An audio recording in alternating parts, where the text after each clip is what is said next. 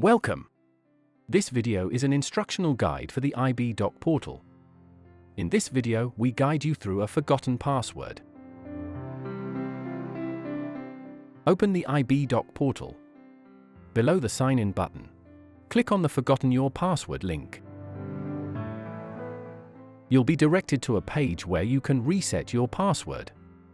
Enter the email address used when the clinician registered you on the app, then click Submit.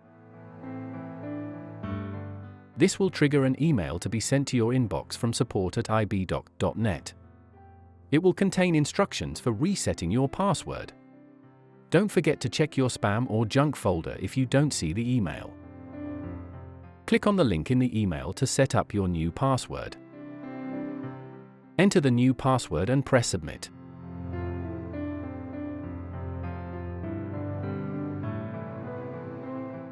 This process should work for any type of registered user who has forgotten their login details.